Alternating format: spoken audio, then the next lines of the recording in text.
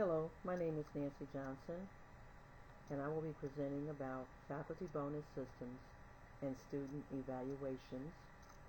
We will be looking at how measuring the effectiveness of such a system affects faculty at over 90% of U.S. institutions. Often these results are the only data used to make summative decisions about teaching.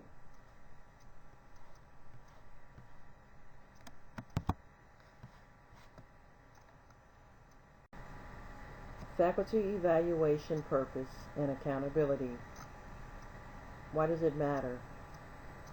Faculty pay, retention decisions, promotion, and student satisfaction. Researchers in this subject believe that student evaluation systems leaves faculty members very much at the mercy of administrators who use student evaluations for personnel decisions. And the use of the student evaluation for personnel decisions in virtually all of higher education is in large part unfair according to researchers. And many professors question whether the practice is effective given recent research that indicated that 20% of U.S. college students have only basic literacy skills and that more than 50% of students lack the skills to perform complex literacy tasks. In fact, researchers claim that fascination with student teaching evaluations has led faculty to carefully tailor their pedagogy towards maintaining evaluations that continue employment rather than educate their students. As I think about this, I am quite alarmed because this leads me to believe that professors are possibly watering down their curriculum to ensure their own job security. While I am in favor of accountability at all levels in higher education, I am concerned that student evaluations for faculty bonuses will reduce faculty to numerical formulas that have the potential of overlooking all of the elements associated with their jobs and just throwing out data to the public, even though we have the right to see it, but without guidance for clear interpretation. I don't think that's a wise idea.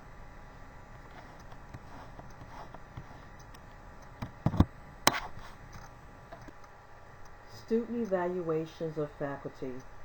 We will look at three important key areas in this presentation by answering these three questions.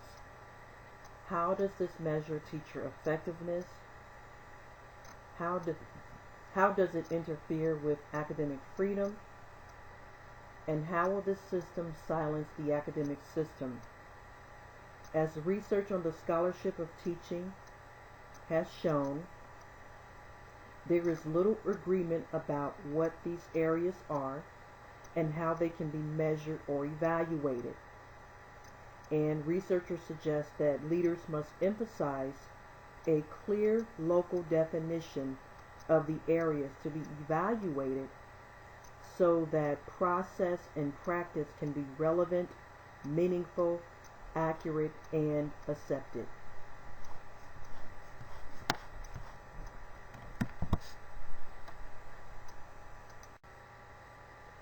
Student evaluations of faculty, legitimacy and quality of ratings, leverage as tools. Looking at salary bonuses to professors with highest rating, improvement of teaching, course improvement, promotion and tenure, punitive decision making, and program elimination. Even the best of data can be misinterpreted and misused, according to researchers. And the researchers found that students thought that teacher improvement was the most important use of evaluation data. followed by improving course content, making information available to students, and lastly, salary, promotion, and tenure. However, throughout the research, personnel decisions are the most predominant reason administrations collect student evaluation data, which leads researchers to believe that university employees are likely to make use of the student data when making difficult decisions regarding personnel. And according to researchers, the economic downturn and budget problems of 2009 through 2010 brought about student evaluation ratings as leverage tools for administrators making tenure and promotion decisions. Even most recently, in Texas, the Texas A&M system followed the lead of schools in Oklahoma by offering salary bonuses to the professors with the highest student ratings. Even though this program was strictly an incentive device and not punitive, the Texas Faculty Senate Association was concerned that this policy would lead to punitive administration decisions during times when funding at universities was in decline. And researchers have agreed that student ratings of professors should only be one measure of teaching effectiveness, and advocate caution when using student ratings for summative personnel decisions because contributing variables have been found to influence overall professor evaluations by students, including the validity of the instrument and the method of data collection, the expected grade, the class size, and even the gender of the professor and the course level. So it was strongly cautioned by researchers to use good sound judgment when using student evaluations as legitimate sources for faculty in their evaluations.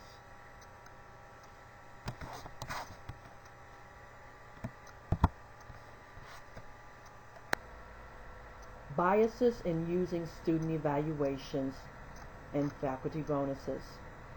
These are some of the biases based on the research that was brought out that I thought were important. One of them is students tend to rate easier professors higher, and student evaluations encourage professors to be more lenient on grades. Second, students who found their professor more entertaining were also rated higher. I thought that was alarming. And students tend to rate professors based on the grade of a course. And researchers argue that students rate easier professors higher, and that student evaluations encourage professors to be more lenient on the grades. One of the most commonly cited and referenced problems in support of this argument is that students are not always capable of evaluating teaching. And the researchers claim students who were entertained by a lecturer that did not present any informative content frequently rated the experience higher than when a lecture was not entertaining but presented essential information. In addition, researchers stated that the grade a student expects from a course may influence how that student rates a professor of a course, claiming that the association between grades and ratings of professors may be the most important factor to assess in student evaluations of faculty. And the argument by researchers is that if professors can improve their overall student ratings by simply increasing grades, then professors could buy better evaluations simply by grading more leniently. And this led many researchers to question if professors are then forced to water down the curriculum in order to give better grades.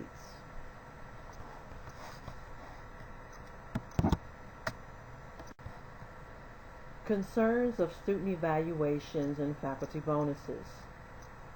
My question is, does student evaluations prove that students are learning what they need to know in a course? And some of the concerns that were brought about in the research was, does student evaluations affect professors making the courses easier? Do they modify the curriculum or water it down to make it easier for students? Does it bring about damaging standards? And are we dealing with a popularity versus teacher effectiveness issue when looking at student evaluations? And what should be considered? And researchers in this study all agreed that evaluations are higher when students are presented with information that confirms what they already know, while evaluations go down when students are challenged to work harder.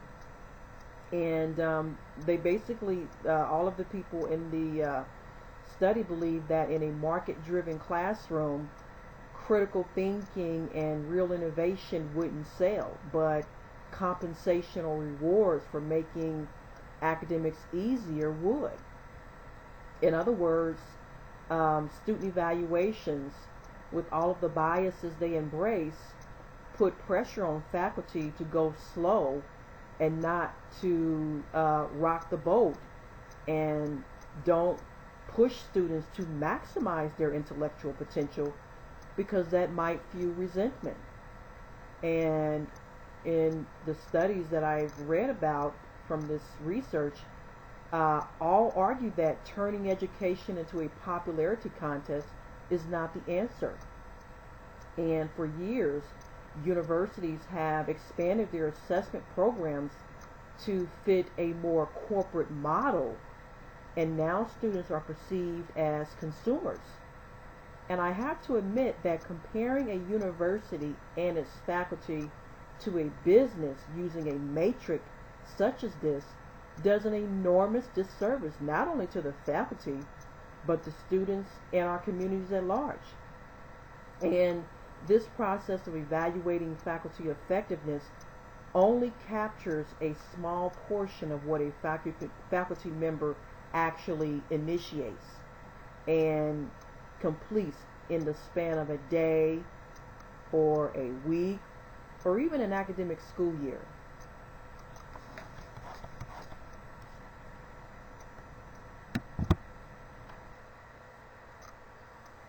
I want to take a look at these two questions for further research to consider. And I would like to ask, can we measure teaching excellence by student evaluations? And does this initiative impose upon a professor's academic freedom? And researchers in this study believe we are beginning to witness the public marketplace of ideas dwindle to just a few speakers if administrators continue to use student evaluations to measure teacher effectiveness, and that we will see the academia join the voices of the silence, and that there is a need to redefine how people view the balance of teaching and research, and how campus culture within the classroom and out in the field impacts the surrounding population in the world. And there are faculty that go out of their way to think outside the box on how to better engage and keep focused a growing student population that yearns for instant gratification. And the backlash over singling out overworked and underpaid faculty erodes the desire to maintain the quality of work and advocacy towards themselves and their students. And it also weakens the desire to set aside time and energy for mentoring and advising the student body. And it leads to diminishing retention and graduation rates, I believe.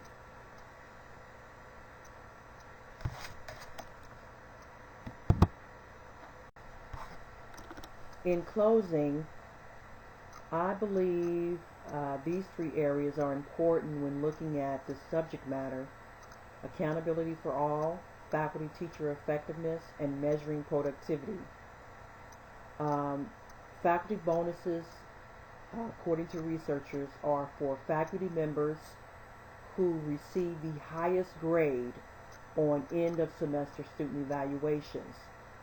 And of course, some universities and colleges believe the bonuses are a good way to recognize dedicated instructors, while some critics believe that they counter that this could lead to grade inflation and encourage professors to cater to students. And I have to agree with this because I believe accountability for all is very important at all levels. This includes faculty, students, staff, and administrators. And when we use assessments to evaluate faculty effectiveness, it should be used to improve their craft, their teaching craft, and not as a reward or bonus system. In this case, we leave the door open for hypocrisy and unreliable assessment of what truly matters, which is our students' learning.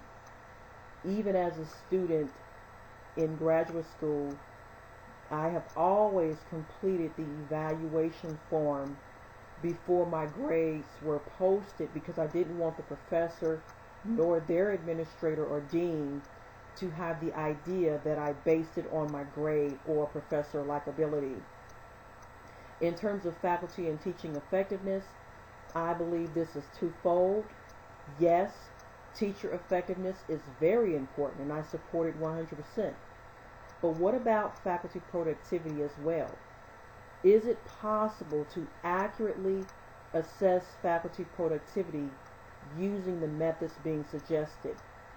Aside from the number of students being taught, grades given, and money raised through grants, all other areas of a faculty member's job cannot, and I stress, cannot be easily quantified. And involvement in mentoring and advising cannot be quantified. Most faculty members I know are involved in professional associations. They conduct research. They are part of organizations. And all of these things cannot be quantified through student evaluations. And I believe all of these things are important when looking at the overall picture of a faculty member's productivity and their effectiveness. My name is Nancy Johnson. I enjoyed presenting to you, and I hope that this presentation brought about new understanding and new ideas about faculty and the use of student evaluations.